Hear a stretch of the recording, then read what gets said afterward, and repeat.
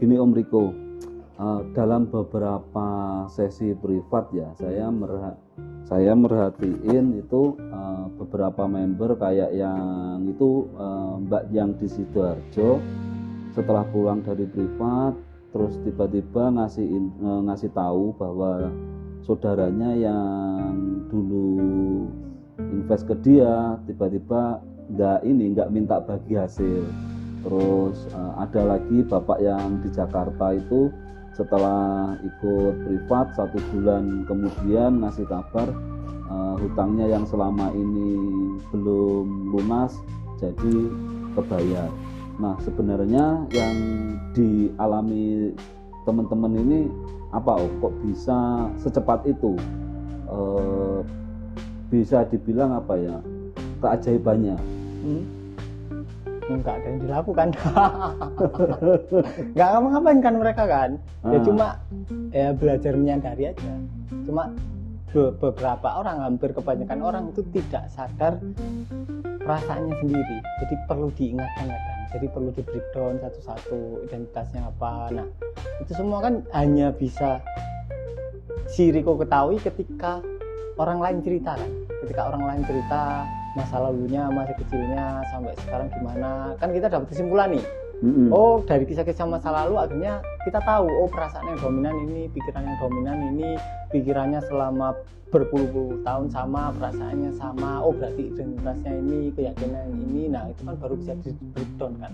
Kemudian reaksinya apa terhadap perasaan, kemudian reaksinya nggak boleh dilakukan, kemudian kita baru bisa ke arah kesadaran. Jadi itu penting. Jadi kenapa kok ketika privat kalian lebih bisa cerita detail.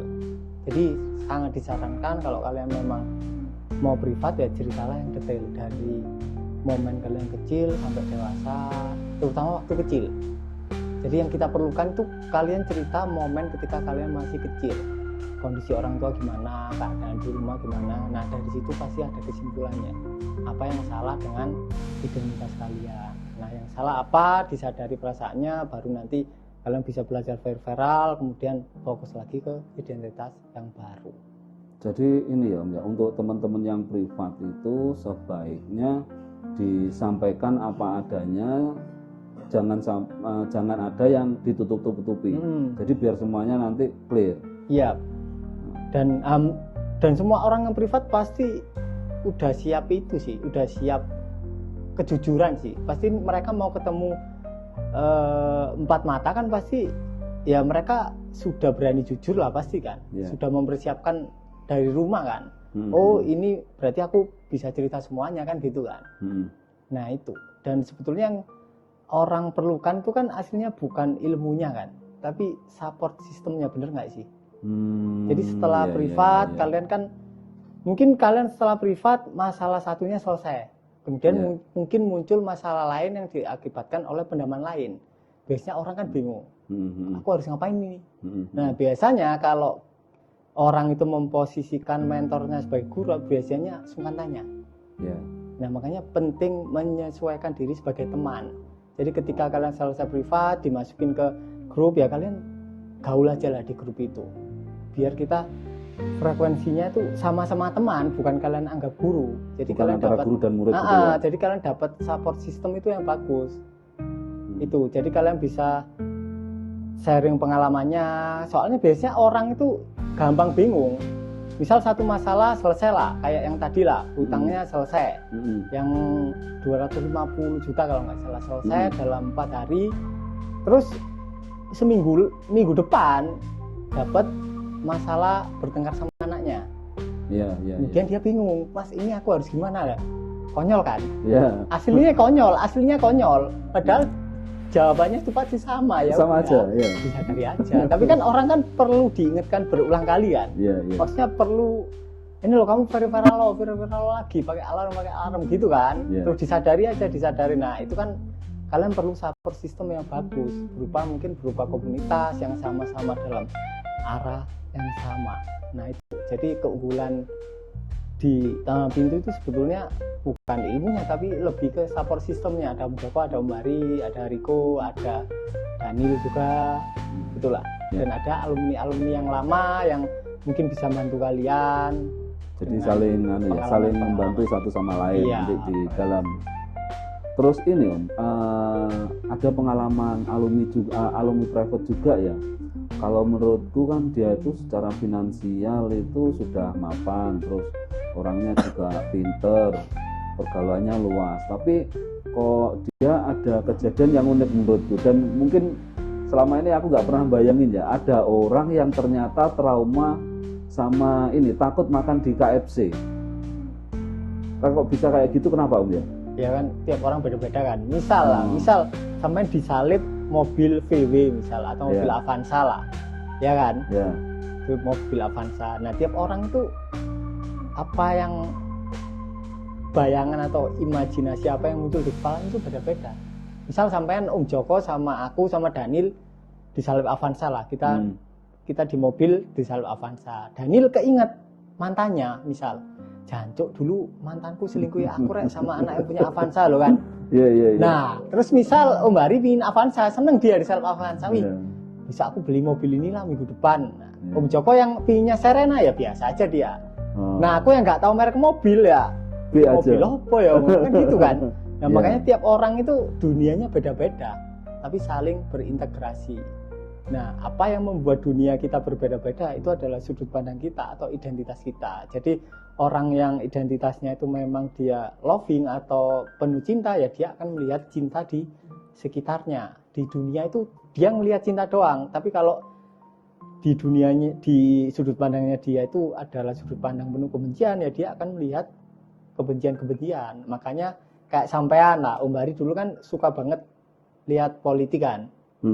Kayak bisa sampai berjam-jam gitu kan, baca artikel politik gitu kan, terbawa gitu kan. Nah, ketika itu pelan-pelan sudah sudut pandangnya pindah, sampean akan bosen lihat artikel politik, kayak malas ya kan. Dan nggak tahu kenapa, bukan nggak suka ya, kadang nggak muncul ya. Nggak muncul kan, sekarang kan. Kayak dulu itu kan sampean scroll Instagram, Twitter pasti penuh lah, tapi sekarang nggak ada.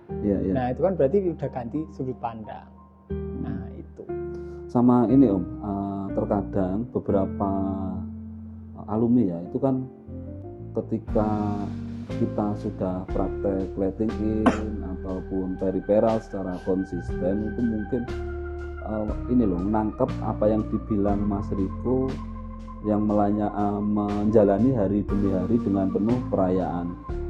Mungkin beberapa orang, nggak semua ya, dikiranya itu kan isinya bahagia terus, padahal kan tidak menutup kemungkinan di kehidupan sehari-hari itu kita lagi, meskipun udah praktek kesadaran ya, kita ada masalah.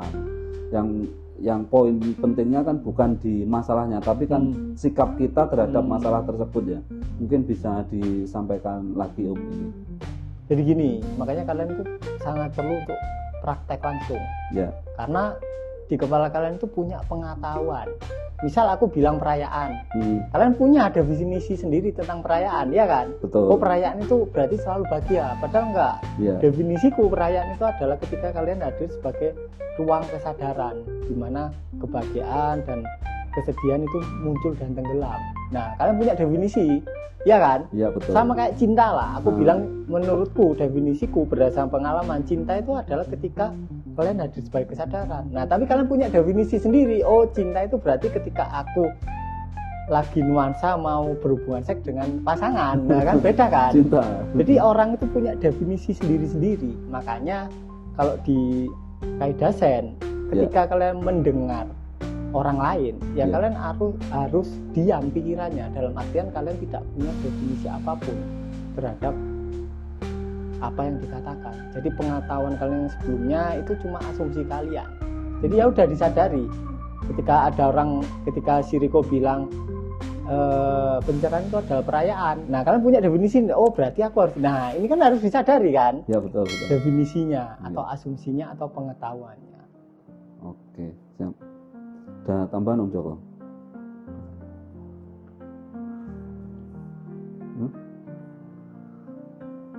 Ya udah kalau gitu. Ya, garing banget ya udah kalau gitu. Ya teman-teman, untuk yang topik ini nanti ini ya, semoga kemarin yang berapa Japri itu membantu jawabannya dari Mas Riko.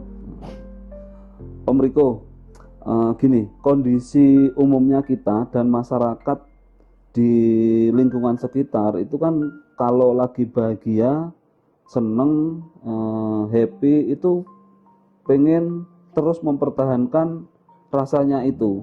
Sedangkan untuk perasaan yang nggak enak kayak cemas, sedih, ketakutan, marah, dan rasa-rasa tidak nyaman lainnya itu mereka tidak mau menerimanya. Nah, pertanyaannya bisa minta tolong untuk Mas Riko jelasin kenapa hal ini sebaiknya tidak disimpan lama-lama, baik senang maupun susah, dan apa akibatnya jika perasaan-perasaan tersebut itu kita pendam sampai puluhan tahun. Oke, jadi gini. Jadi mau itu buah apel, misal kita punya buah apel segar nih. Kalau kita simpen, bosok nggak? Ya. Bosok kan? Ya. Mau sebaik apapun buah apelnya, mau yang busuk kita simpen, akhirnya tetap busuk. Ya. Jadi sama kayak kebahagiaan. Kalau kita eman-eman kebahagiaannya, kita simpen, kita nggak mau mengalami total kebahagiaannya, ya lama-lama busuk. Sama. Jadi jangan menyimpan apapun, dialami total. Kalau kalian ombaknya lagi, cuacanya lagi sedih, ya dialami total. Mungkin cuma bentar, mungkin cuma 5 menit, 10 menit, itu oke. Kemudian muncul cuaca lain, cuaca bahagia, ya dialami total. Jadi jangan ketika cuacanya hujan, kalian bawa payung. Terus ketika cuacanya panas kalian nyemprot hujan. Oke, jadi ketika cuacanya panas ya udah dinikmati panasnya. Ketika hujan ya jangan bawa payung, kan gitu kan. Umpamanya ini personifikasinya, simbolnya. Jangan nanti kalian hujan-hujan, itu tafsir. Oke. Jadi simbolisasi. Jadi ketika cuaca hati kalian mungkin lagi hujan, lagi sedih, ya udah dialami total. Nanti hilang sendiri, ya sama kayak matahari, ada waktunya terbenam, ada waktunya terbit. Jadi ya dibiarkan saja apa adanya. Jadi yang paling penting itu hasilnya adalah keberanian. Jadi halangan utama manusia itu mampu memeluk emosinya apa adanya itu kan ketakutan. Jadi gimana caranya dia menjadi berani. Jadi itu yang penting. Nah, praktek untuk menjadi berani terhadap emosi negatif ya kita harus menghilangkan konsep positif negatif, ya kan? Kalau masih ada positif negatif ya pasti muncul ketakutan. Nah, untuk memecahkan konsepsi positif negatif dan menciptakan keberanian bisa praktek reversal breathing. Ada di webinar Lighting In atau di workshop, bisa diikuti. Kemudian ini Om, itu tadi kan buat teman-teman yang masih terjebak pada ini ya, konsepsi positif negatif, senang susah. Tapi ada beberapa teman juga kalau saya melihat itu dia datar-datar aja perasaannya. Plain. Plain. Itu kayak gimana? Nah, dan nuansa yang datar itu kebanyakan hanya dialami oleh kaum pria. Wanita nggak ada yang perasaannya datar, nggak ada. Ya kan? Dia kalau nangis, kalau marah ya dia marah. Entah dia melenyap, entah dia menekan atau mengekspresikan, tapi ada naik turunnya. Tapi kalau cowok itu dia bisa datar. Karena dari kecil itu diajarkan untuk tegar. Cowok itu ada ajaran, dogma, kalau dia itu tidak boleh menghadapi emosinya. Ya kan? Dia nggak boleh nangis. Sok kuat gitu. Harus sok kuat. Tapi itu adalah kondisi yang lebih berbahaya daripada kondisi yang dialami oleh wanita. Contohnya gini lah, ada cewek cowok nih makan, sampein video yang kelihatan sedih siapa? Yang kelihatan kasihan waktu makan siapa? Ceweknya atau cowoknya? Cowok kan? Cobalah sampein lihat lah, teman-teman sampein yang cowok lah, kalau makan itu pasti kasihan. Kalau cewek dia estetik makanya, bener nggak? Cobalah sampein nonton video orang makan lah, cowok lah, itu langsung pantas kalau dikasih musik sedih, kayak musik mungkin Peter Pan atau Dewa 19 yang sedih, Risalati itu cocok. Tapi kalau cewek nggak cocok. Tapi kalau cowok itu kayak kasihan gitu loh, lihat dia makan kok kayak banyak pikiran, kayak dia memakai banyak topeng. Tapi kalau cewek beda. Kok bisa seperti itu enggak? Ya karena dia hidupnya kasihan. Sumpah aslinya penderitaan cowok itu lebih tinggi karena dia banyak beban, terus selain beban dari keluarga juga beban dari masyarakat. Kan harus gini, harus survive, harus menghidupi, nah harus gini, nah itu kan dogma kan. Nah itu terbebani di situ. Mikir tagihan, mikir listrik, air, nah otomatis dia memasang topeng-topeng plan. Kasihan sekali ya. Kasihan sekali.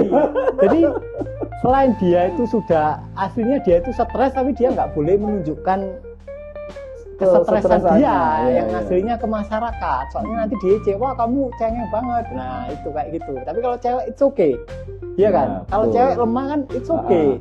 Tapi kalau cowok menunjukkan kesetresannya itu pasti DJC lah. Tabu banget gitu ya. DJC. Nah, ketika dia makan kelihatan lah wajah aslinya. Iya kan? Ya, coba betul. lah, sama lihat lah. Iya betul. Kelihatan kasihan banget gitu lah. Kalau makan kayak orang nggak pernah makan gitu loh, kayak mikirnya kayak wah sangat-sangat banyak pikiran gitu lah. Nah, itu perlu disadari. Atau yang gampangnya gini lah. Dalam hubungan seks itu yang paling banyak terbebani siapa? Cowok lah. Cowok ada kewajiban ngenakin istrinya, betul. bikin orgasme. Tapi cewek nggak pernah dituntut untuk ngenakin suaminya, nggak ada, nggak pernah kan? Kecuali ceweknya memang feminis, ya kan? Tapi cowok itu dari dogma baula memang ya kamu harus bisa ngenakin istrimu di ranjang, gitu kan? Ya kan? Nah itu kan beban. Ketika kalian para pria ini diranjang, kalian punya beban untuk ngenakan istri, bisa dipastikan kalian pasti ejakulasi dini karena menjadi sebuah kewajiban. Stres lah. Jadi cowok itu akhirnya stres kalau kalian hidup di masyarakat yang penuh dogma. Benar. Lucu banget itu. Udah di kantor tekanan, di rumah tekanan, malam mau enak-enak udah gimana? Jadi gini, jadi kan orang kan di kantor itu kan udah dapat tekanan kan, udah stres kan. Dia pulang ke rumah dengan harapan dengan seks dia bisa membuang stresnya. Tapi ketika seks dia juga stres. Oke. Jadi setelah dia seks ejakulasi dia barulah stresnya bisa hilang, baru dia bisa tidur. Makanya di manusia modern ejakulasi itu adalah solusi untuk stres. Karena itu bisa membuang ketegangan di seluruh badannya. Tapi kalau kalian ingin kehidupan yang full energy, overflowing, ya kebiasaan itu harus dihilangkan. Karena kalian berarti membiasakan diri kalian berada dalam state yang energi low. Kalian kan terbiasa buang kan. Nah ini ya buat teman-teman cowok ini. Jadi kalau nggak mau kasihan hidup kalian, nah, liatin aja video-videonya Mas Riko. Nah, buat yang mau belajar lebih dalam lagi itu bisa cek, hubungi kontak saya yang ada di deskripsi video ini. Kayak yang disampaikan Mas Riko barusan, ada reversal breathing, kemudian periferal, dan teknik-teknik lainnya itu nanti ada di materi workshop maupun di kelas online. Andepan sekarang teman-teman ini masih belum ada dana atau kondisi lagi kekurangan, ya yang sudah disampaikan Mas Riko tadi, disadari aja semua perasaan karena itu yang poin dasarnya. Teman-teman kalau sudah bisa menyadari semua perasaan dan emosinya, nanti dari min kata Mas Riko jadi plus ya. Oke, terima kasih Mas Riko. Sama-sama. 90% kan? Oke. Saya lupa Om, nggak jadi ditutup dulu ya. Karena ini ya cowok kasihan itu ternyata baru kali ini aku kenal Mas Riko terus jadi apa? Ngakak ini. Pantesan ini ya rata-rata itu kan pernah aku tanyakan ke Mas Riko ya, tapi dalam sesi offline, kenapa ya Om rata-rata kok yang ikut privat, yang ikut workshop itu hampir sebagian besar itu cewek atau ibu-ibu. bahkan yang privat itu 90% ini wanita. Cewek kan? Cewek. Ya karena ini cowok itu ada kebutuhan untuk terlihat kuat.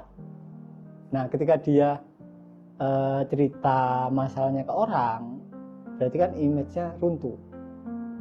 Padahal perlu. Jadi kalian para cowok, kalian cerita atau kalian privat ke orang lain itu sangat perlu untuk meruntuhkan topeng sok tegar kalian. Tapi kalau cewek ya kan memang dia ya it's okay, aku cerita ke orang, aku dipandang lemah, it's okay ya karena ya biasa aja. Ya kan? Iya. Kan pandangan orang nggak begitu berpengaruh kan bagi dia. Tapi kalau untuk cowok, pandangan orang itu sangat berpengaruh. Kenapa kok cowok itu sangat butuh validasi dari orang lain? Karena ketika kecil dia tidak mendapatkan cukup pengakuan dari bapaknya. Sampean lah, waktu kecil kan sampean pin diakui bapaknya. Ya kan? Oh, aku ini memang aku udah gede, aku udah dewasa, aku cowok. Tapi sampean pernah dapat pengakuan itu nggak dari bapaknya? Pasti sampean tetap dianggap anak kecil. Bahkan sampai sekarang, ya kan? Oh, sih. Ya, aku sendiri kayaknya itu. Aku nganggep anakku masih kecil. Sedangkan dia, loh aku gede, Pak. Itu pernah terjadi percakapan kayak gitu. Nah, itu penting. Jadi ketika orang sudah di atas umur 17 dan dia tinggal dengan orang tuanya, dia akan terus menerus identitasnya itu kayak naik turun, dewasa kecil karena orang tuanya terus menganggap dia anak kecil. Otomatis dia nggak bisa bertumbuh. Makanya kalau di luar negeri 17 ke atas lebih baik tinggal sendiri. Jadi tidak terpengaruh oleh asumsi orang tuanya. Karena sampai kapanpun mau sampai umur 50, kalau sama di rumah orang tua sama dianggap anak kecil Mas ya. Oh, iya kan? Jadi ketika sudah menginjak dewasa itu lebih baik disarankan untuk tinggal sendiri. Jadi sangat disarankan karena orang tua terkadang ada asumsi ini anakku, masih kecil. Padahal dia udah gede 17 tahun. Bahkan bisa jadi sudah berumah tangga juga. Sudah berumah tangga tapi juga. Masih tinggal sama orang tua. Itu. Jadi lebih baik kalau udah 17 tahun lebih baik tinggal sendiri. Di situ kalian akan bertumbuhlah identitas yang memang itu adalah identitas kalian aslinya. Iya. Kalau ini beberapa orang tua tuh kadang ada yang kalau di Jawa itu ngeboti anaknya untuk mandiri, nggak mau ditinggal gitu. Gimana kalau seperti itu? Nah, kalau nggak mau tinggal kan orang tuanya kan berarti ada ketakutan sendirian kan. Iya. Nah, ya disadari. Iya. Responnya apa ketika sampean nggak dibolehin tinggal sendiri terus sampean keselnya disadari. Berarti diri kita sendiri ketika respon orang tua seperti itu ya. Responnya apa dan reaksi kalian rasanya apa itu disadari. Nanti pelan-pelan pasti tiba-tiba ada aja jalannya kalian keluar. Iya. Kalian baru bisa mandiri kalau hidup sendiri. Iya kan? Iya. Om Riko, tiap hari itu kan aku sering terima banyak chat dari teman-teman yang pengen ikut workshop, pengen join tanpa pintu maupun pengen beli buku ya. Nah, di beberapa teman-teman yang chat saya itu kondisinya berbeda-beda. Ada yang baik-baik saja karena mungkin pengen belajar spiritual atau pemberdayaan diri, tapi ada juga teman-teman yang mungkin kondisi finansialnya sedang tidak baik-baik saja atau bahkan lagi kondisi down. Mereka itu biasanya kayak gini nih, pengen ikut workshop tapi masih belum ada dana. Saya saat ini masih punya hutang 50 juta Mas, gimana solusinya? Nah, menurut Om Riko ketika menjawab pertanyaan teman-teman yang seperti ini harus seperti apa ya? Akunya itu memberi solusi ke teman-teman itu loh. Ya ngeflow aja. Jadi sampai ketika ditanya seperti itu perasaannya gimana? Nggak nyaman. Ketika nggak nyaman disadari nggak nyamannya. Kemudian nanti ngeflow aja. Mungkin tiba-tiba sampai nyuruh mirroring atau mungkin tiba-tiba ya udah nggak usah ikut, disadari dulu aja. Mungkin sampai bisa jawabnya gitu atau mungkin sampai bisa jawabnya oh enggak, sampean itu pingin ikut karena sampean mau lari dari perasaannya yang nggak nyaman atau dari masalahnya. Sekarang jangan lari, disadari aja. Nanti ikutnya kalau masalahnya udah selesai aja gitu. Jadi yang paling penting adalah sadari perasaannya sampean sendiri. Bukan tentang jawaban sampean itu nggak begitu penting. Yang paling penting adalah sampean menyadari perasaan apa yang muncul ketika ditanya. Karena respon sampean kan pasti beda-beda kan, tiap orang kan. Ada yang mungkin sampean suruh mirroring, ada yang sampean mungkin gak bales, ada yang mungkin sampean langsung dimasukkan grup, ya kan? Ya. Ada yang mungkin sampean masukkan grup free tanpa pintu, ya kan? Grup itu kan? Ya. Nah itu, jadi responnya pasti akan berbeda, tergantung tiap orangnya, flow-nya akan beda-beda. Oh berarti kalau dari sisi saya yang sebagai admin itu menyadari dari setiap pertanyaan teman-teman yang muncul. Terus gini Om, buat teman-teman itu sendiri. Buat teman-teman itu sendiri. Yang saat ini mungkin dia mau ikut workshop atau tanpa pintu, tapi lagi kondisi minus atau usahanya sedang tidak baik-baik saja. Ini juga banyak banget. Dialami total keminusannya. Nanti lama-lama plus sendiri. Aslinya kan nggak perlu ikut juga kan, kecuali kalian mau gabung komunitasnya kan. Kalau ilmunya kan aslinya ya tinggal disadari itu doang kan. Dan kalau mau lebih dalam ya belajar referral itu kan. Ya kan yang nggak ada di mana di sosmed kan aslinya yang referral sama open awareness itu kan. Sama mungkin teknik-teknik yang detail kayak apa namanya yin yang manifestation, terus kayak intimasi spektrum, terus apa namanya paleokasme atau mungkin manifest dan lain-lain. Itu aja sih. Tapi kalau soal starternya disadari aja itu sudah sangat-sangat membantu mereka ya, ketika mereka bisa mengidentifikasi perasaan-perasaannya mereka itu ya. Karena percuma kalau misal mereka ngadu, Om aku belum punya uang, misalkan gitu, belum punya uang, aku tapi pengen ikut. Nah nanti tak bayarnya ketika sudah punya uang. Nah kebanyakan mereka itu sedang lari dari perasaan kekurangannya. Jadi daripada kalian ikut workshop lebih baik disadari dulu. Ketika disadari, tiba-tiba akan ada peristiwa-peristiwa yang menuntun kalian ke yang plus. Kalau udah plus, mau kalian ikut, nggak ikut, nggak begitu signifikan. Ikut ya nggak apa-apa, nggak ikut ya nggak apa-apa. Bebas. Dan ini ya Om ya, biasanya beberapa case yang saya temui ketika seperti itu, mereka tuh ketika sudah ikut tanpa pintu yang aku tahu ya, mereka ngarep ini apa, menunggu. Aku sudah praktek ini, tapi kok mana nih, kok nggak seperti teman-teman yang lain. Ini kan berarti mereka menunggu. Berarti kan secara subtle dia masih menolak perasaan-perasaan iya kan muncul. Secara subtle kan dia melakukan, dalam artian dia melakukan upaya politis. Kalau biasanya kan politis kan di ranah fisik, nah ini di ranah mental. Dia berusaha secara politis untuk apa ya, intinya cuma sebatas topeng penerimaan. Dia belum benar-benar menerima emosinya apa adanya. Makanya ada dorongan menunggu keajaiban. Tapi kalau kita udah nerima ya nggak ada dorongan menunggu. Apaan yang ditunggu? Kagak ada, ya kan? Karena sudah diterima dan otomatis ya kita apa adanya. Kita sudah merasa berlimpah.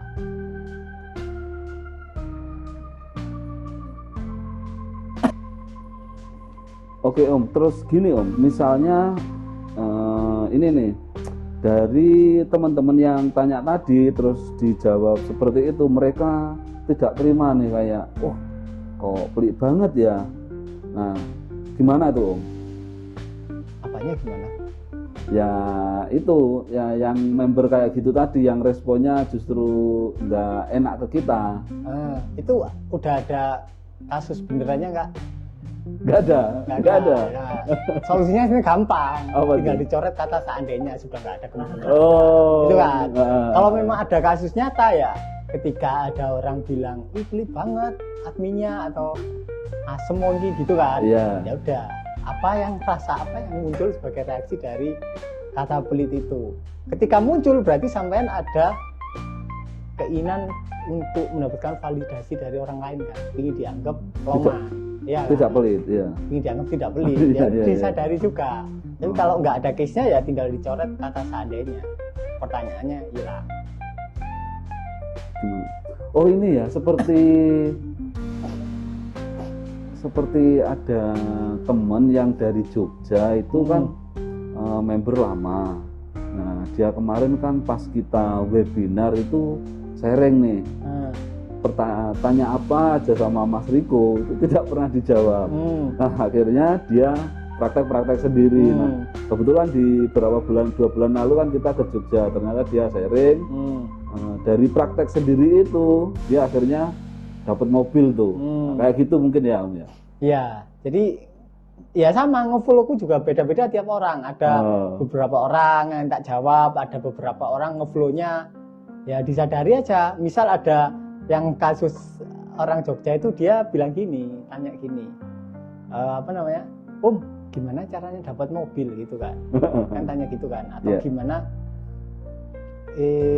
Kalau nggak salah dia itu ada properti, dia pengusaha properti tapi susah laku. Ya, pas kemudian dia juga tanya, kemudian dia juga ingin mobil, kemudian gimana cara dapat mobil? Ya tak sadari aja, tiba-tiba ngeflow aja, tiba-tiba aku jawab, apa itu namanya? Nggak mungkin dapat mobil ya.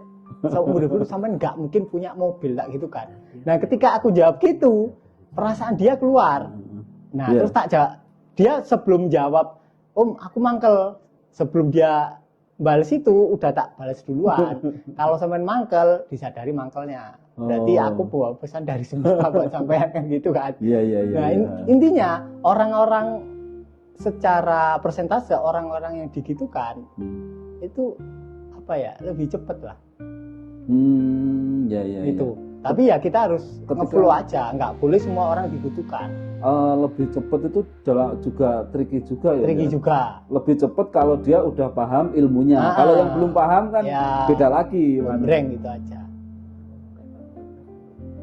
Nah kayak yang itu yang Pak Ho itu kan dia juga waktu itu ya tanya ke Om Riko itu kan padahal udah member tanpa pintu, sudah member bersejiwa juga ya. Ya.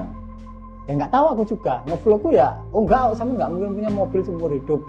Ya udah, ya terus tak jawab gitu, aku ya apa yang ngeflow ya tak jawab gitu. Dan ternyata itu justru memicu pendaman dia langsung merongkol, udah. Kalau disadari ya pasti hilang sudah. Iya, aku jadi dapat poinnya Om. Aku kan sering, ya kita kan mesti baca juga ya chat di grup. Nah kadang aku merhatiin ada yang teman-teman alumni ini ngechat Om Riko, nge-tag gitu, ada yang dibales, kemudian ada yang jawabannya itu panjang, ada yang nggak dibales sama Om Riko, ternyata ini jawabannya. Ya kita nge-flow aja ya, karena menurut kalau dari sisi kesadaran, dari sisi kesemestaan, semua manusia kan unik. Ada yang butuh di kayak paho kan, ada yang nggak bisa, ada yang halus. Nah itu ya kita nunggu flow aja.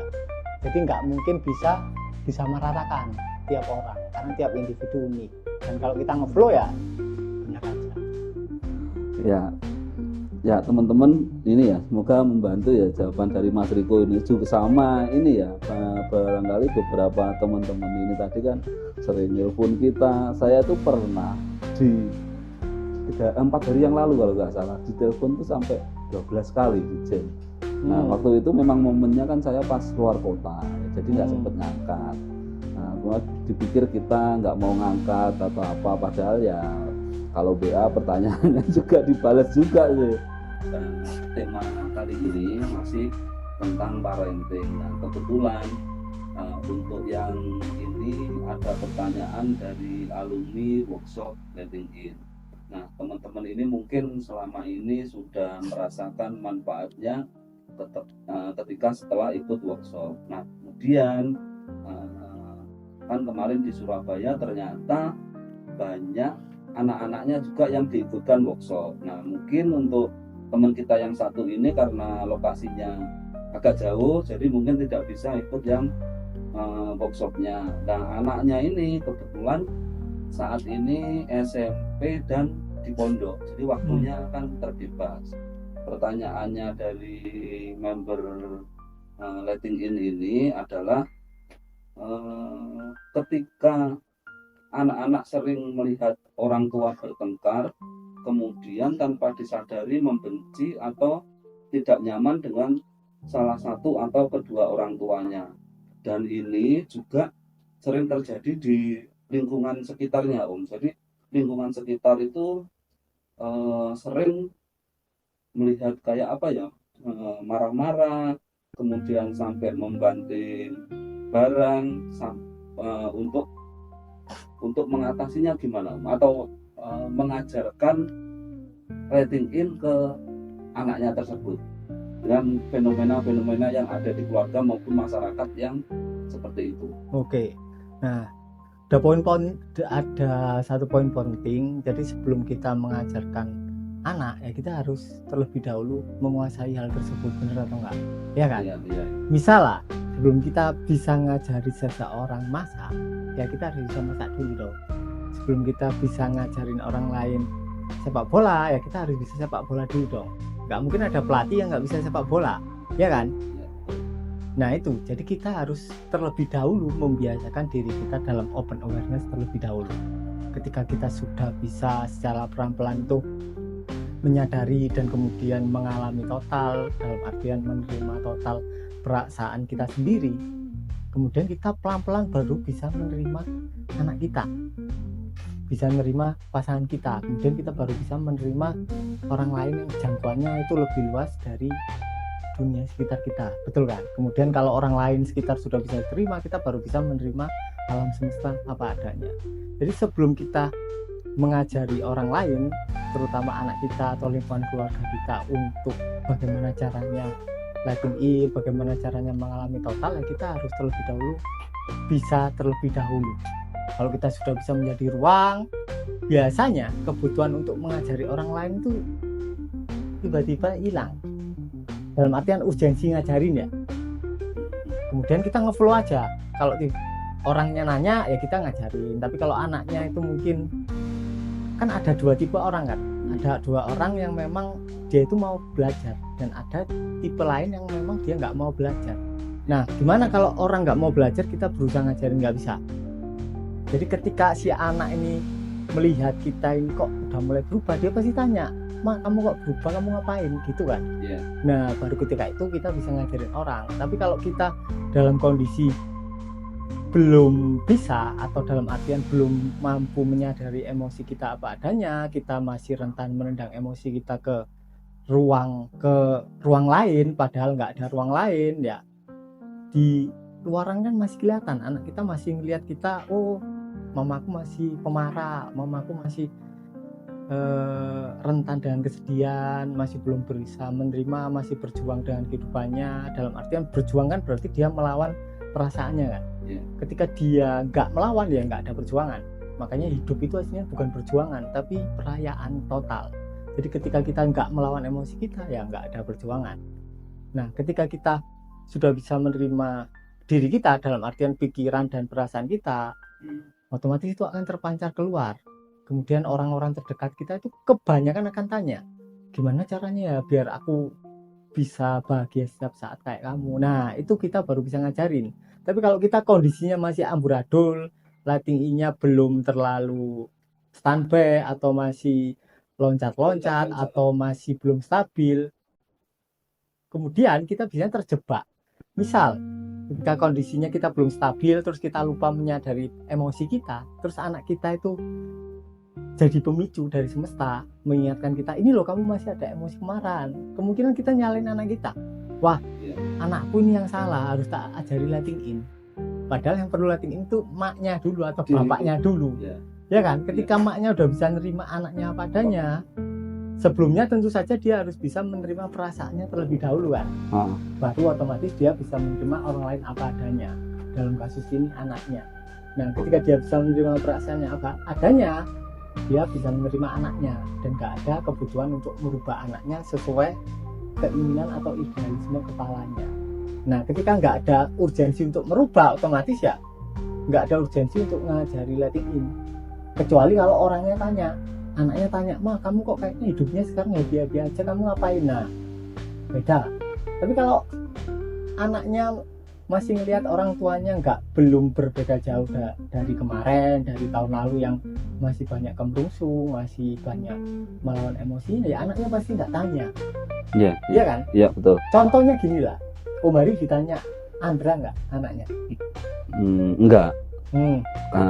Ya jadi ini kalau yang bisa saya sharing dari pengalamanku pribadi ini kan mungkin pernah ya, kalau yang di workshop itu kan saya share seperti Mas Riko bilang. Jadi kita itu tidak bisa memaksa lingkungan sekitar untuk berubah, tapi yang perlu diperbaiki adalah diri kita sendiri. Nah, dari apa yang disampaikan Mas Riko itu kan aku praktek. Nah, ini kita tuh sering diskusinya sama istri, misalnya di mobil, peripheral tuh kayak gini.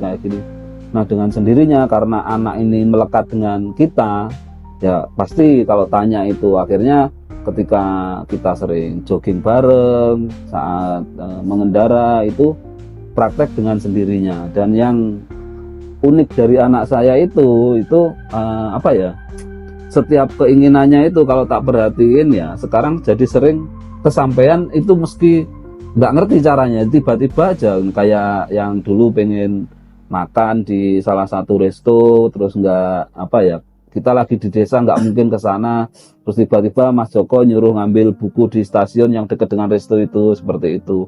Nah, untuk kesehari-harian itu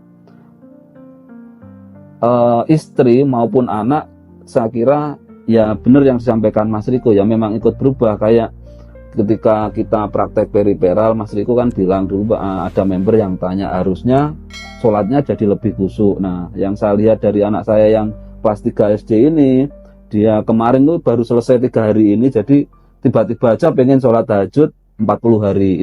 Ini orang tua nggak ada yang nyuruh, ini nggak tahu dia dari mana tiba-tiba pengen.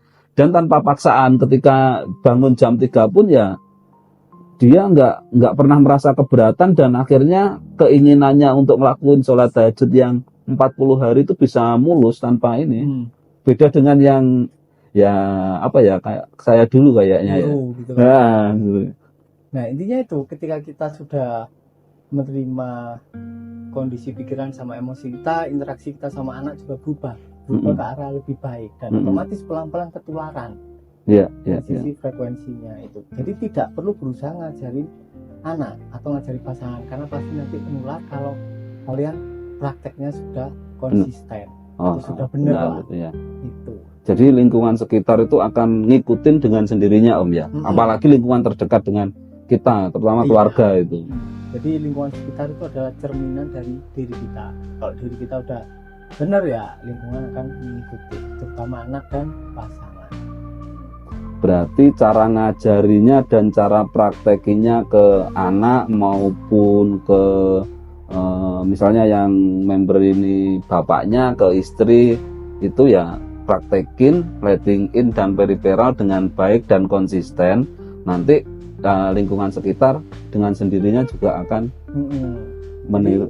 Satu poin lagi, jadi ketika kalian muncul keinginan untuk ngajari anak atau ngajari suami, perlu disadari lebih dalam lagi sponsornya apa, kenapa kalian ingin ngajari suami sama anak kalian. Apa kalian sedang lari dari emosi kalian yang kebetulan disebabkan oleh anak sama suami, dipicu anak sama suami, atau memang itu adalah ngeflow-nya atau perayaan dari diri kalian yang memang sudah menerima emosi dan pikirannya.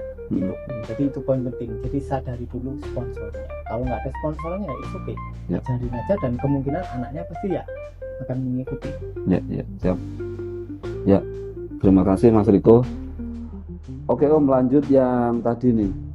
Kalau misalnya nih Om, ada anak tapi takut jauh dari orang tuanya atau nggak bisa lepas dari orang tuanya, ini kira-kira ada samskara apa ya di anak tersebut?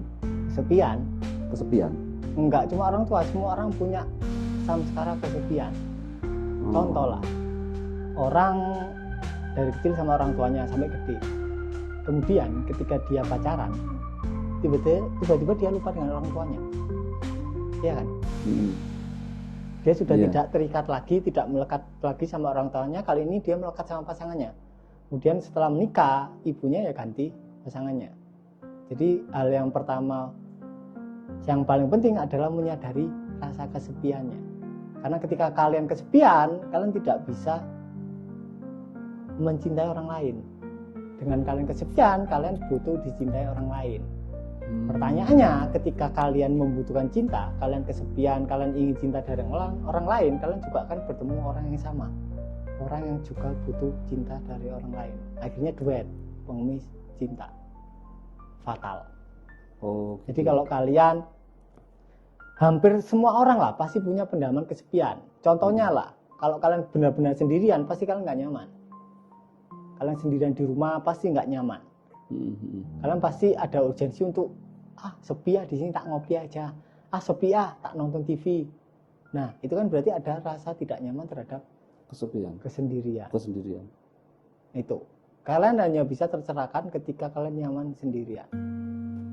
Jadi ketika ya berarti itu anak sama orang tuanya harus sama menyadari ya Om ya. Nah kalau orang tuanya belum tahu soal menyadari, ya anaknya aja, nggak masalah sih. Anaknya aja. Pasti ada jalan untuk nanti tinggal sendiri, pasti ada. Nah tapi kalau yang belajar lighting in orang tuanya, ya orang tuanya yang perlu menyadari. Jadi jangan melemparkan tanggung jawab ke orang lain. Iya. Nah biasanya itu jadi alasan si A untuk aku nih introvert, aku nih extrovert gitu. Apa ada hubungannya? Jadi dari pola asuh masa kecil ya ke ketika dewasa dia mungkin jadi pendiam dan akhirnya melabel dirinya sebagai introvert. Nah itu kan cuma label kan, Cuma introvert, extrovert kan. Extrovert yang suka keramaian, introvert yang suka sepi. Tapi sepi pun itu dia nggak benar-benar sendirian. Iya kan? Iya. Dia pasti ngutik apa? Entah dia kalau hobi mainan ya ngutik mainan, kalau hobi HP-an ya ngutik HP. Kalau zaman sekarang kan HP kan. Introvert pasti identik dengan HP. Tapi kalau dia bisa sendirian, benar-benar sendirian, ya dia ada di luar label introvert dan extrovert. Jadi sebenarnya itu kalau mau dilatih, dia benar-benar sendirian, disadari ketika dia sendirian, selesai itu ya. Selesai. Bisa jadi berubah ya. Selesai. Semua masalah selesai.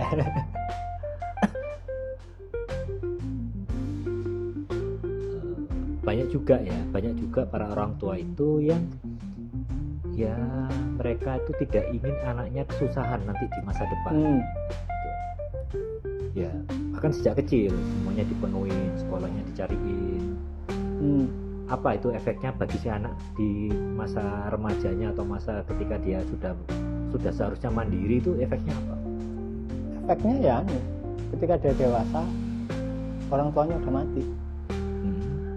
Bingung dia bingung ya. Kira-kira bingung nggak? Ya bingung. Misal kayak lepas dari induknya ya. Nah, misal ada seorang anak nih, dari kecil sampai dewasa dia terbiaya disabli. Terus orang tuanya meninggal. Kira-kira what's happen? Ya. Buyar. Kehilangan daya hidup lah. Kehilangan daya hidup.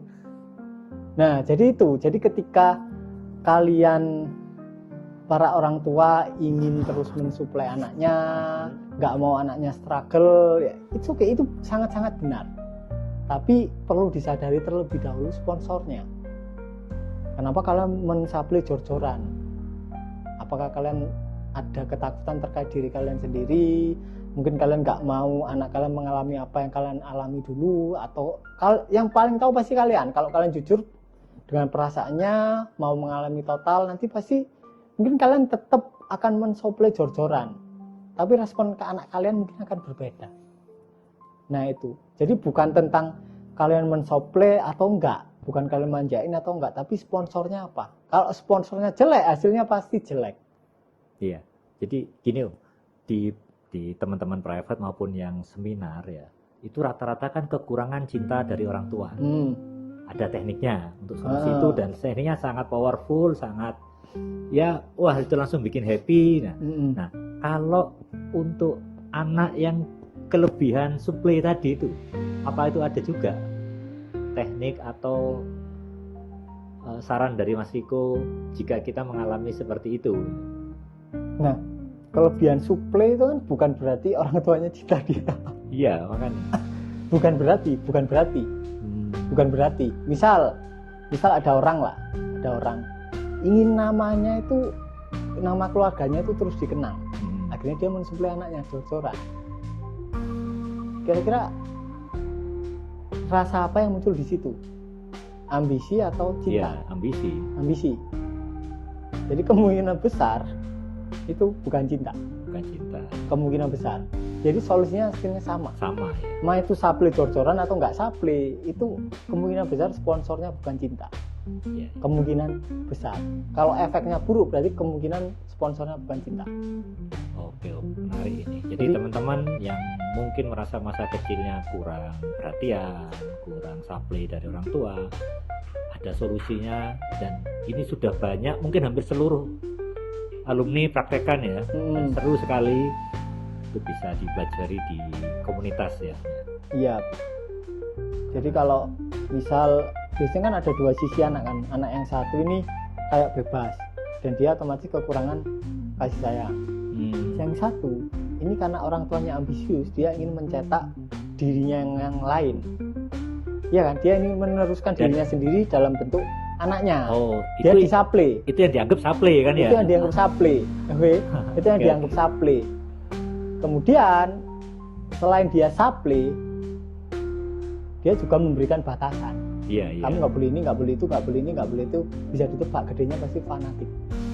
Entah fanatik ke kepercayaan, fanatik ke apapun lah. Intinya dia fanatik karena dia membutuhkan figur otoritas. Dia nggak bisa jalan sendiri. Dia nggak bisa jalan sendiri. Dia butuh figur otoritas yang memberi dia perintah dan pasti menderita. Iya, iya. Berarti kalau seperti itu kita ketika mendidik anak ya, setelah kita paham fundamentalnya itu tadi, di keseharian ada waktu usia dini itu biarkan mereka tumbuh kembang dengan sendirinya, karena kita tidak bisa memaksa benih mawar tadi untuk menjadi benih kaktus atau melati seperti itu. Betul. Jadi nggak usah terlalu dibingungkan caranya. Gimana cara yang benar iya. pendidikannya? Nggak ada cara yang benar. Cara kalian akan benar sesuai flow diri kalian ketika kalian sudah menyadari ambisi kalian dan ketakutan kalian. Kalau kalian cara didiknya sponsornya ambisi, mau itu secara tradisi atau secara kondisi bermasyarakat itu caranya dianggap benar, pasti salah. Karena sponsornya ambisi. Tapi kalau sponsornya udah disadari, udah di-embrace, ya udah, kalian akan ngeflow aja. Jadi tidak ada cara didik yang benar atau salah. Iya, iya. Karena ketika ada sponsor berarti ya cara didiknya pasti salah. Entah sponsornya apapun. Mungkin yang si A sponsornya ambisinya, si B mungkin sponsornya kekurangan, mungkin si C sponsornya mungkin ketakutan. Intinya setiap ada sponsor ya belum selesai. Makanya kalau di kaidah tantra, sebetulnya di kaidah tantra itu sebaiknya seorang ibu itu hamil ketika umurnya 40. Kira-kira kenapa? Why? Justru umur 40. Umur 40. Di bawah itu dianggap belum siap. Karena apa? Anggapannya, ini anggapannya doang. Anggapannya umur 40 itu seseorang udah selesai sama dirinya sendiri. Kalau hidupnya normal. Dalam artian dia sesuai stage-nya. Dia nggak ada pendaman, nggak ada dogma seksual, nggak ada dogma apapun lah. 40 itu pas udah hampir dipastikan dia sudah selesai, walaupun tanpa praktek meditasi apapun. Pasti umur 40 tiba-tiba dia sadar. Iya. Nah itu kaidah tantra. Di umur 40 hampir kemungkinan ambisinya sudah nggak ada, sudah selesai dengan dirinya sendiri. Iya. Baru kita bisa mendidik anak secara benar. Nah kalau kita masih ada ambisi, misal kita ingin jadi dokter, karena kita gagal jadi dokter, ya pasti anaknya kita didik biar jadi dokter dong. Padahal aslinya dia pelukis, kayak Da Vinci lah aslinya. Tapi karena ambisi kita, dia nggak berkembang, kan eman. Kira-kira ada berapa anak yang mengorbankan dirinya seperti itu? Banyak. Karena keegoan orang tuanya. Karena keegoan orang tua. Iya. Nah, jadi kalian kalau mau punya anak, yang belum punya anak, pastikan diri kalian sudah selesai dengan diri kalian dahulu. Oke?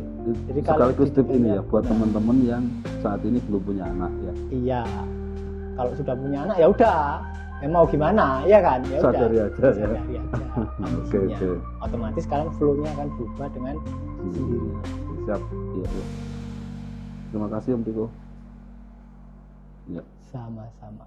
Mas, ini aku ada sedikit pertanyaan. Jadi aku punya pengalaman pribadi ini Mas, dari teman dekat yang cerita ke aku.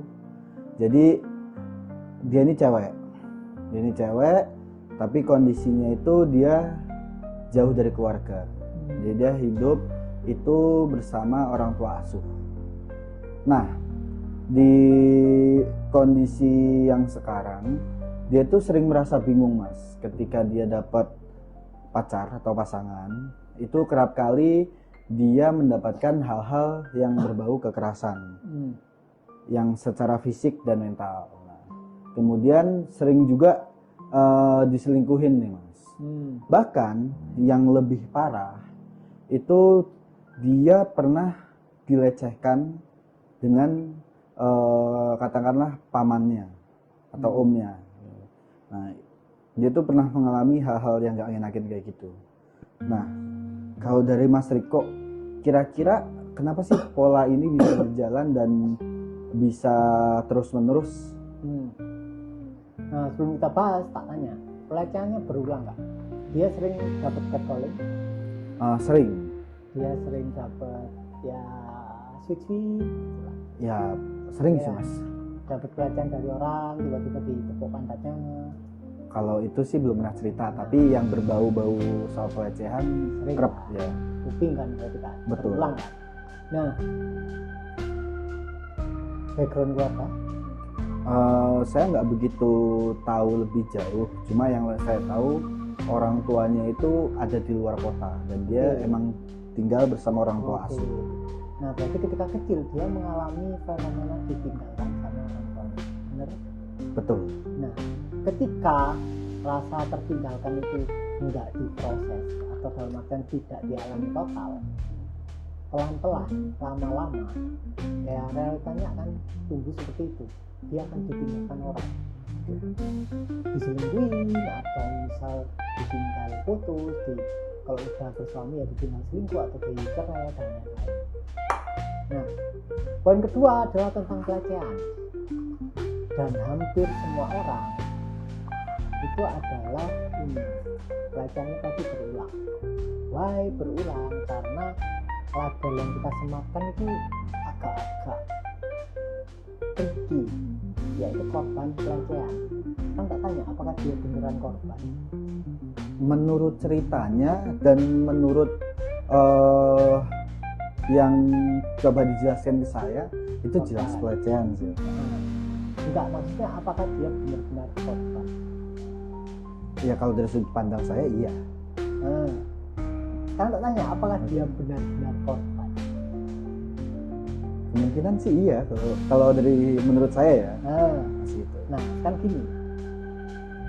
Ya anggaplah korban pelecehan, terus rasa nggak nyamannya, rasa terlecehkannya nggak diproses, nggak diterima, nggak dialami, dia pendem.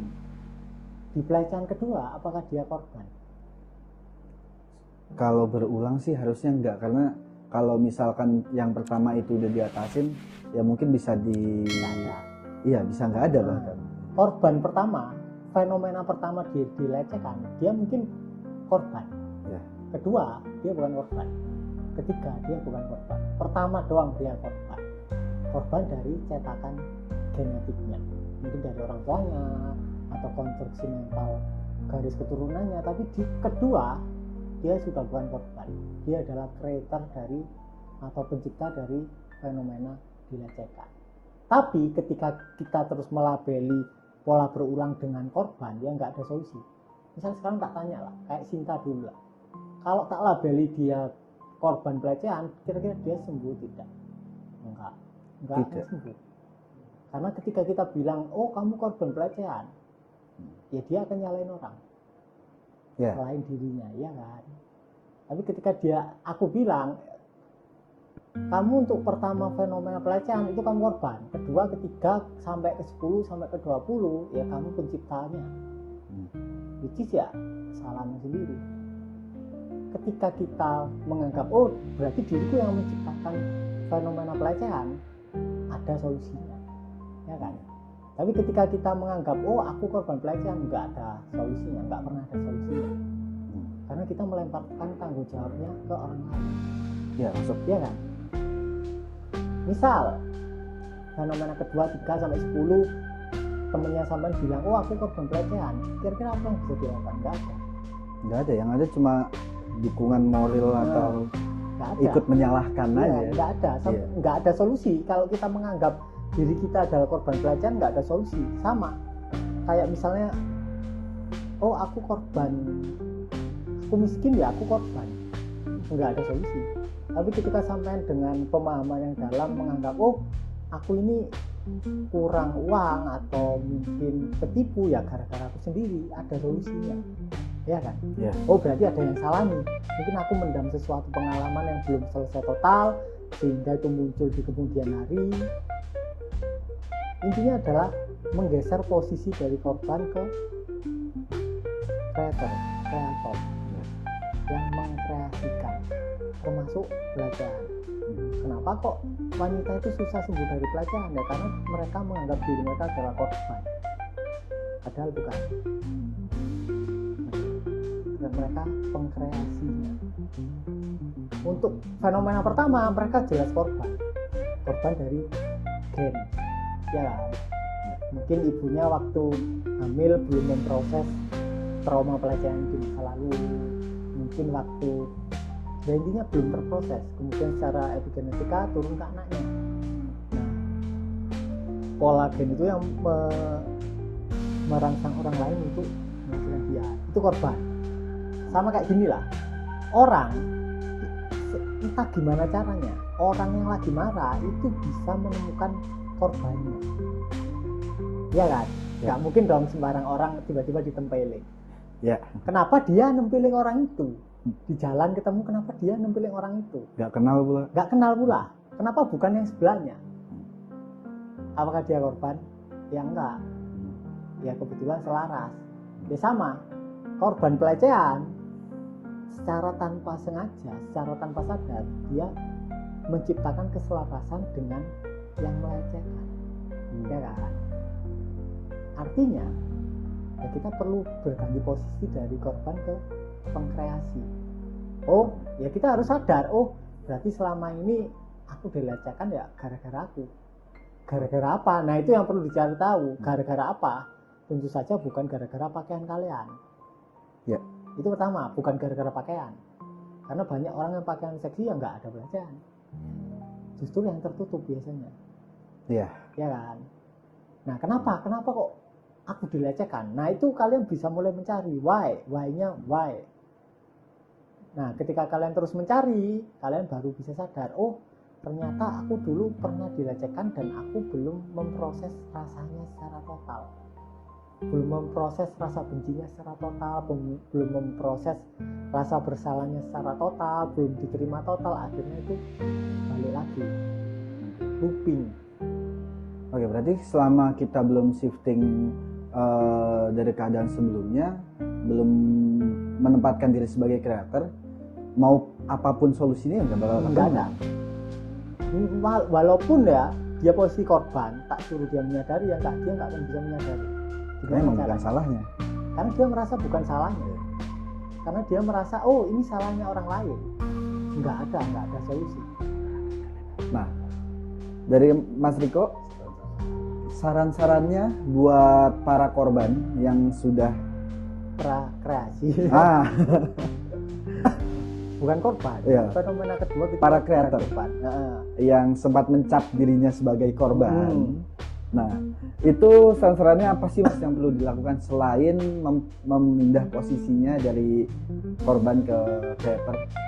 Ya itu, menerima emosinya yang terkait dengan seksualitasnya, terkait dengan trauma dilecehkan. Nah, kalau misal kita dilecehkan rasanya gimana? Nah, itu yang perlu dialami total.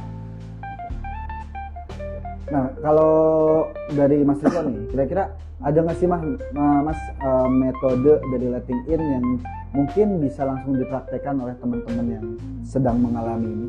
Mirroring. mirroring. Kalian perlu bercermin telanjang. Kalau memang korban pelecehan itu akan sangat-sangat wow. Nggak enak banget. Nggak enak. Oke. Jadi kita pernah trial ke korban pelecehan. Di menit kelima dia udah nggak berani, nggak melanjutkan teknik mirroringnya. Kan dia tahu rasanya nggak enak, rasa nggak enaknya mulai keluar. Karena saking nggak enaknya, udahlah biarin lah. Sebelum berselang dia dilakukan lagi. Sekarang udah tahu teman, temennya Sinta. Oke, Mas, di sini ada sesi pertanyaan untuk yang lebih ke trauma masa lalu, Mas, yang nantinya juga bakal merempet ke parenting.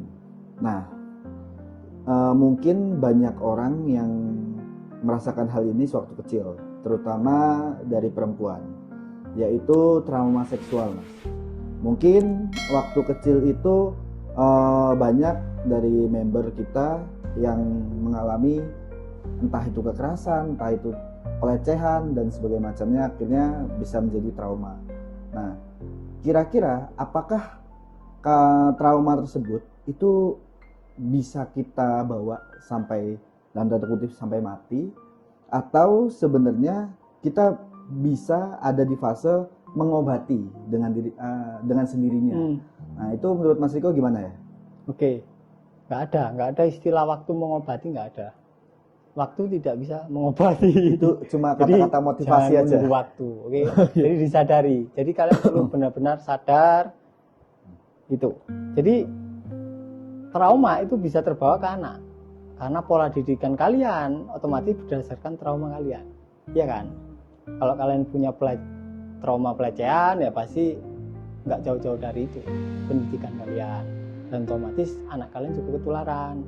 Nah, kalau kalian punya trauma, misal kalian dulu itu mengalami KDRT dari suami, ya pendidikan kalian pasti nggak jauh-jauh dari itu. Mungkin kalian secara tanpa sadar membalas dendam ke suami, terus kalian keras ke anak, mungkin aja. Ya kan? Nah, intinya ketika kalian membawa beban masa lalu, entah itu trauma, entah itu perasaan yang terpendam, itu pasti akan terbawa ke kehidupan sekarang. Dengan interaksi kalian ke anak, itu akan terbawa dan tersalur. Otomatis kalian tidak in the present moment, dan otomatis ya kalian menderita.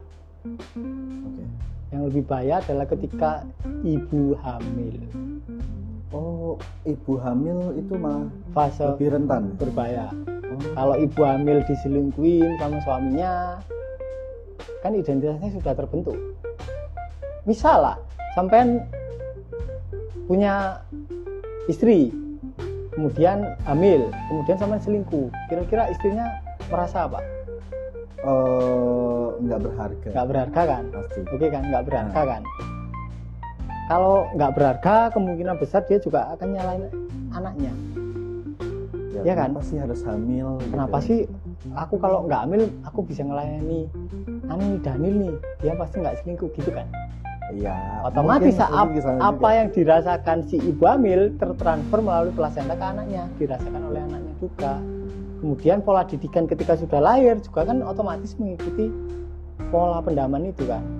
Otomatis ketika kecil terbentuk identitas anak yang tidak diharapkan. Kira-kira ketika dia tumbuh dewasa muncul urgensi bunuh diri nggak kira-kira?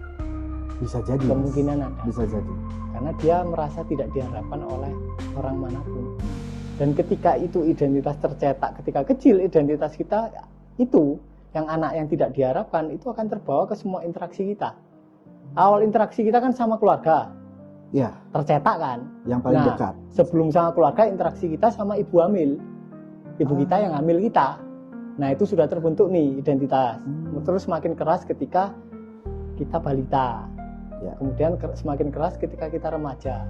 Otomatis interaksi kita dengan sekitar, kita membawa cetakan identitas tersebut. Otomatis interaksi sama sekitar juga akan mencerminkan identitas kita secara tanpa sadar. Pelan-pelan di sekitar umur 35-an pasti muncul urgensi bunuh diri, pasti. Kalau belum selesai. Nah itu Mas, untuk tahap mengobatinya. Kalau tadi kan kata Mas Riko, ya apalah, nggak usah nunggu waktu buat ngobatin. Kalau itu cuma kata-kata motivasi. Nah kondisinya adalah anaknya sekarang udah lahir dan kita katakanlah sudah membiarkan masa lalu itu, ya kan? Kita udah membiarkan, tapi secara dendam tuh masih ada, secara trauma masih ada. Ya berarti belum membiarkan. Nah, kemudian kita sadar, waduh, anak saya mengalami hal yang serupa. Nah, itu gimana Mas caranya supaya kita sebagai orang tua dan juga anak itu bisa sembuh bareng-bareng? Ya disadari, jangan lari. Ya kalian perlu tahu kebiasaan lari kalian, terus ya sekarang jangan lari, disadari total rasa nggak nyamannya.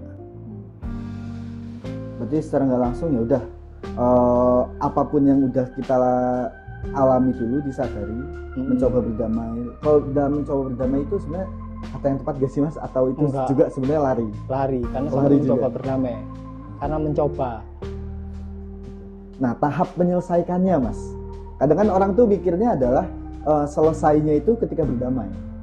Padahal seperti yang tadi Mas Riko bilang, berdamai itu adalah fase yang lari juga sebenarnya.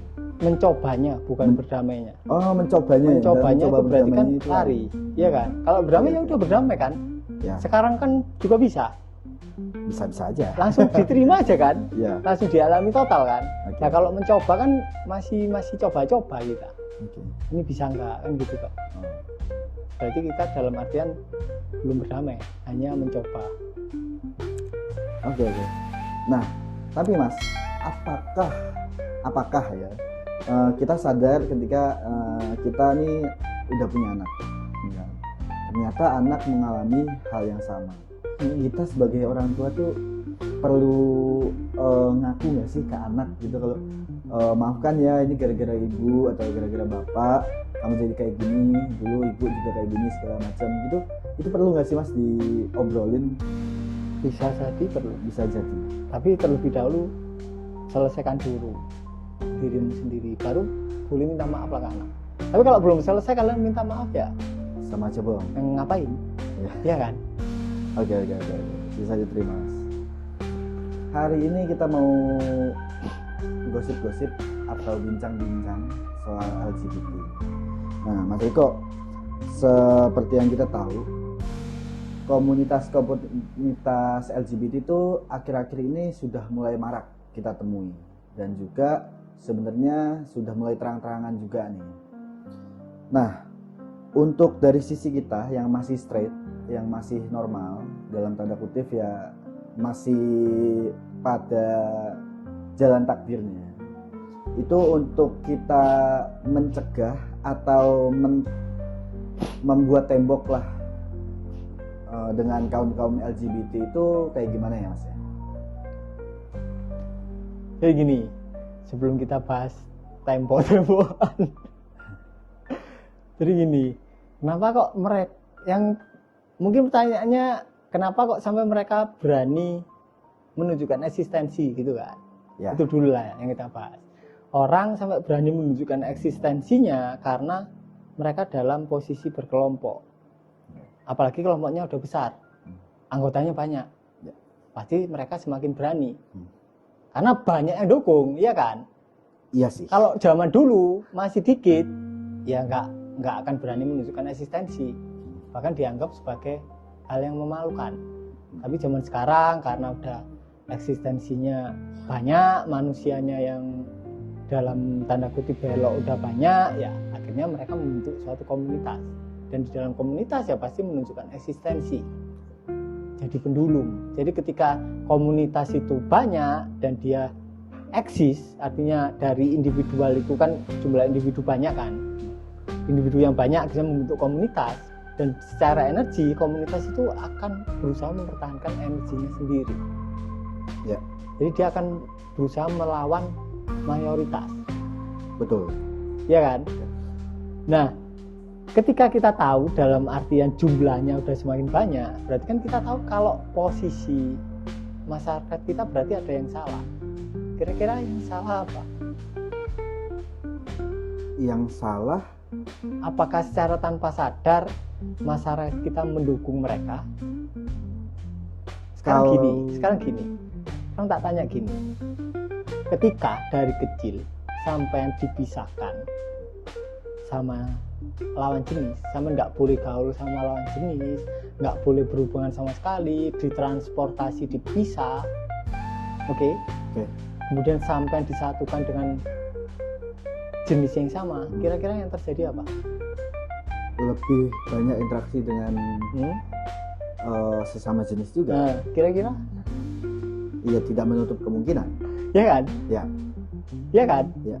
Secara nggak langsung ya. Secara nggak langsung ya kan? Betul. Berarti secara tanpa sadar masyarakat memberikan apa ya? Sebuah dorongan yang dia tidak sadari. Kayak dia membatasi interaksi pria dan wanita. Nah, itu kan membatasi kan. Ketika membatasi kan otomatis pria lebih banyak bergaul dengan pria. Ketika terus menerus dan tidak ada interaksi yang seimbang antara lawan jenis, ya hampir bisa dipastikan akan terjadi hal seperti itu.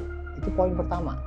Ketika pria dan wanita dianggap dua entitas yang berbeda dan harus dipisahkan sejak dini, maka ya kemungkinan akan muncul bibit-bibit pembelokan atau penyelewengan. Yang kedua adalah poinnya adalah poin dogma. Ketika seks itu dianggap hal yang tabu, kotor, dan lain-lain, ketika seks, ini penting, ketika seks dianggap tabu dan kotor, kira-kira kita akan nyalain siapa? Ujung-ujungnya diri kita sendiri sih. Enggak. Karena Kita sosial. enggak mungkin akan nyalain orang diri kita sendiri, kita akan nyalain orang lain. Ketika seks kita anggap kotor, kita akan menyalahkan lawan jenis kita. Oke. Logis atau enggak? Ya. Misal Boleh, sampean boleh. punya dogma nih, seks ini kotor. Kira-kira ketika sampean penuh dogma tersebut, sampean memandang wanita itu gimana? Ya, jadi Wah, ini sumber ya, kekotoranku ini. akhirnya jaga jarak. Sampean akan jaga jarak. Ya. Dan otomatis ya pelan-pelan akan belok.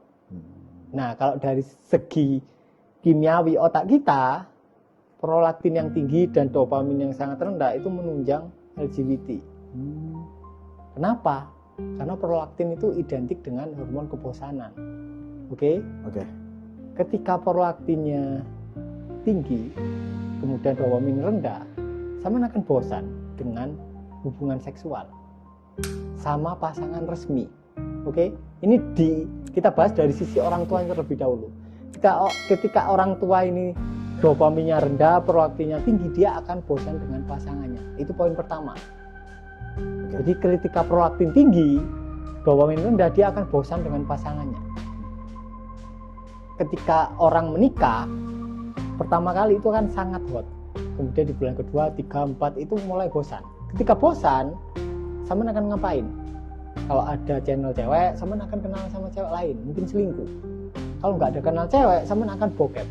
Iya kan? Iya, pasti. Bokep sangat menunjang. Karena sama nggak bisa nonton video yang sama 2 kali. Ya. Iya kan? Ya. Kemudian ketika bokep vanilla, bokep biasa nggak bisa, sama akan beralih ke genre lain. Iya kan? Belum pernah ngalamin, tapi BDSM mungkin kan? saja. Mungkin saja. Ya. Dan itu ngalami, Ya. temen-temenku banyak. Kemudian ketika BDSM udah nggak bisa, ke seks jenis genre yang rape atau pemerkosaan.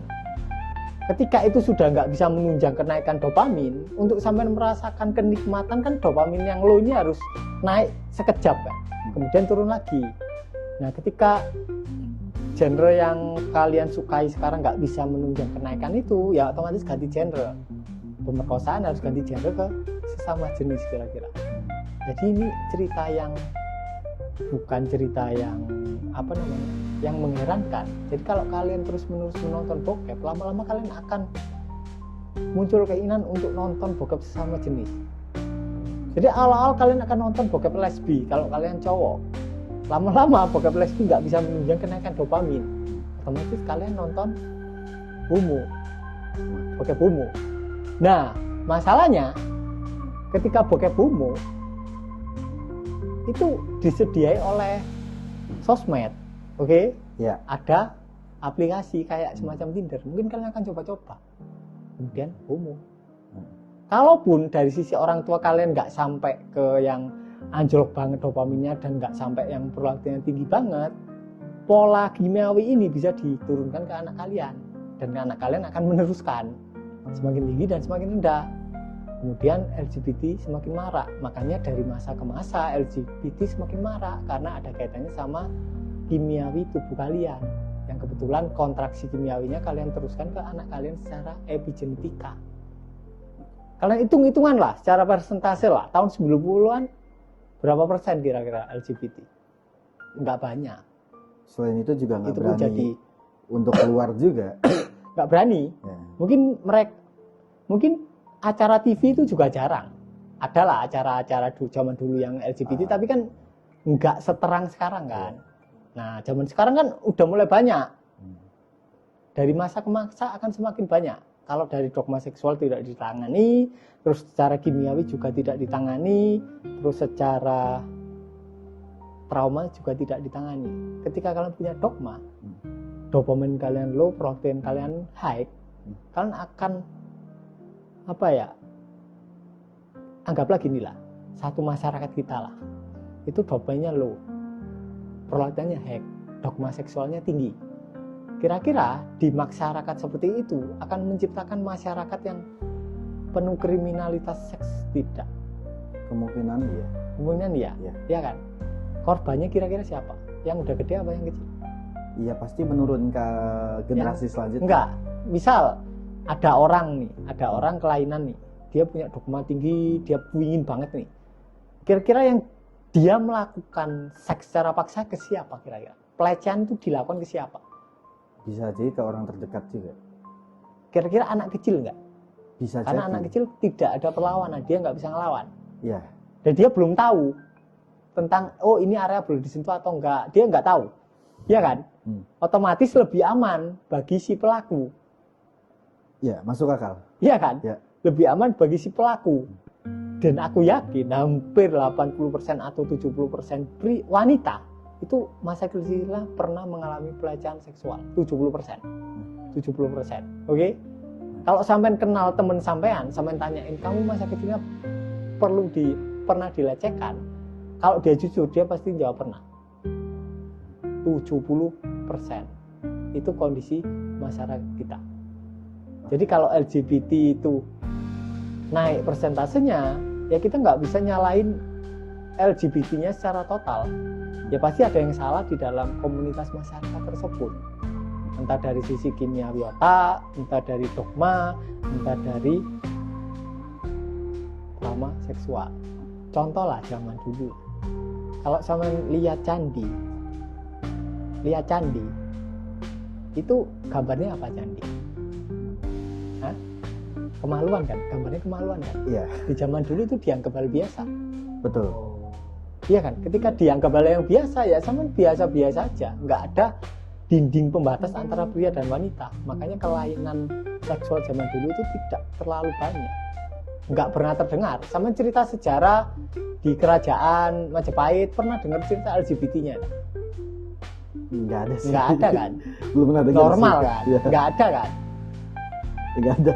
Karena masih dianggap normal, seksual masih dianggap ya memang kehidupan sehari-hari, dan kita terlahir dari seksual, dianggap hal wajar dan tidak ada pertentangan terkait hal itu. Tapi kalau zaman sekarang sampai gambar penis sama vagina ya dimarahi orang, iya kan?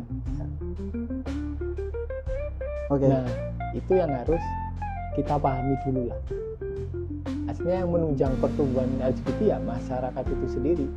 Masyarakat yang sedang menolak, aslinya mereka secara tanpa sadar sedang menunjang. Jadi itu ya, ya saya sering lihat. Jadi di candi-candi itu, misalnya simbol-simbol alat kelamin pria, wanita, kemudian kondisi telanjang pula itu kan sering ada di yang timbul-timbul itu apa namanya? Relief. Ya. Jadi itu maknanya seperti itu ya. Jadi peradaban yang dulu yang memang spiritualnya itu terkenal sangat tinggi, dalam artian mereka laku spiritualnya itu benar, pasti artefaknya ya artefak seksual. Contohlah India, kuil-kuil Hindunya kan juga Khajuraho, terus ada kuil apa, itu kan juga artefaknya seksual semua. Iya. Karena dalam anggapan ketika kalian belum bisa menerima seksualitas kalian apa adanya, berarti kalian sedang menentang diri kalian sendiri. Otomatis kalian sedang berperang dengan biologis kalian, berperang dengan fisikal kalian. Dan ketika kalian berperang, kalian nggak bisa sadar. Oke, ketika kalian dalam posisi perang dengan diri kalian sendiri, kalian membagi diri kalian menjadi dua, yang berperang dan yang diperangi. Otomatis kalian tidak bisa menjadi satu keutuhan. Otomatis kalian nggak bisa berada dalam state sadar sepenuhnya. Otomatis kalian menderita. Makanya poin pertama yang sebaiknya kita lakukan itu bukan meditasi ataupun ritual spiritual, tapi adalah melenyapkan dogma seksual, karena itu pengaruh hampir ke semua segi kehidupan, baik material maupun spiritual. Oke Mas, setelah kita selesai membahas perihal kenapa sih LGBT semakin eksis, nah kemudian ini dari point of view para komunitas Mas, otomatis kan nggak semuanya itu ingin melanjutkan eksistensinya sekarang, statusnya yang sekarang sebagai LGBT. Nah, ketika dia ingin shifting, ingin keluar dari dunia LGBT, itu kira-kira hal yang perlu disadari itu apa dulu ya Mas ya? Ya, kita perlu nge-breakdown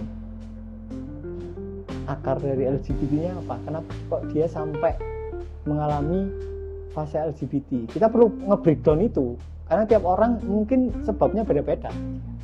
Ada yang kecilnya dulu mungkin diperkosa, ada yang kecilnya dulu dilecehkan keluarganya, ada yang mungkin ketagihan film porno, kemudian beralih ke LGBT secara tanpa sengaja. Nah, itu perlu kita breakdown. Ketika traumanya selesai, LGBT-nya selesai.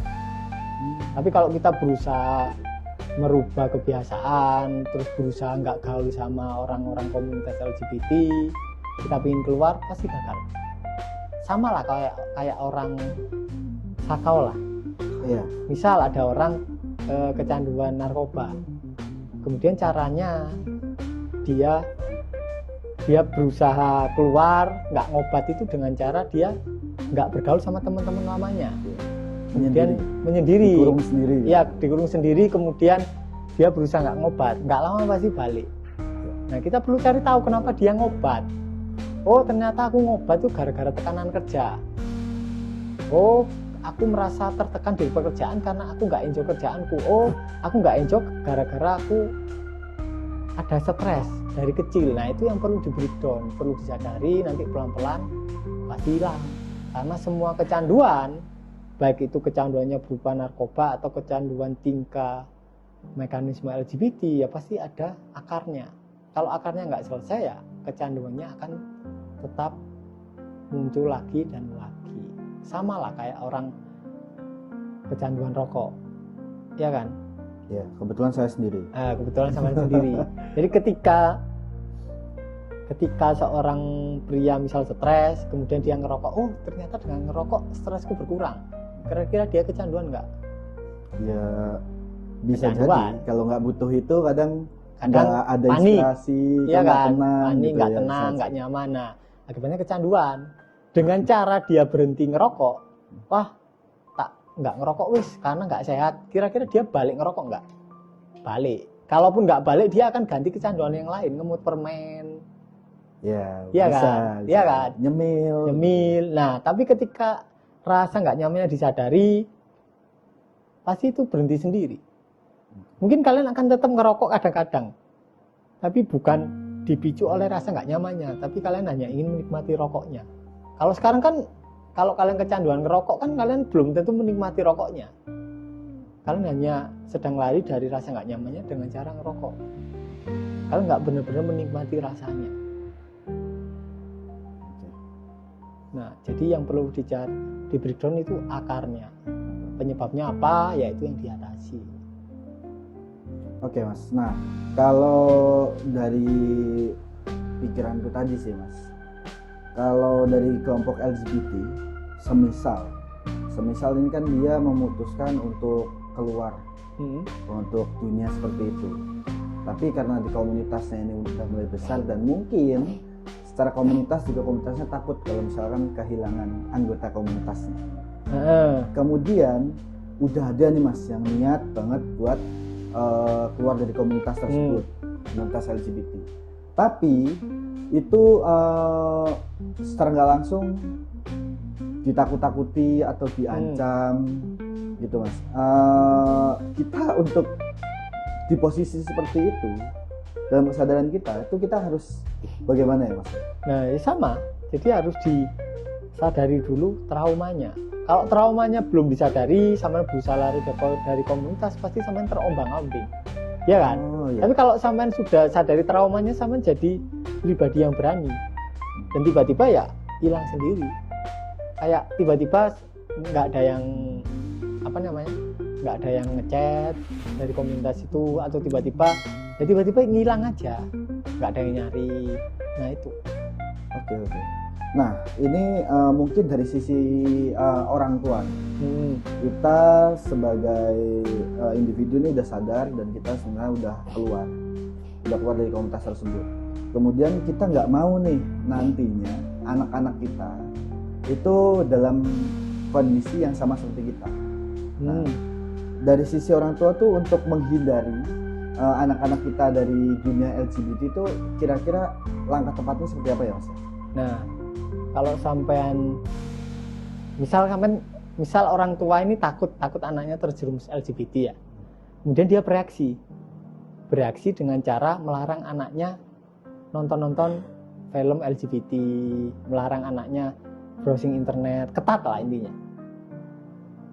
Hampir 100% dia akan kena LGBT, 100%. Bahkan kalau misalnya kita kekang tuh malah makin eksplor ya. Ya kita perlu menyadari sponsornya.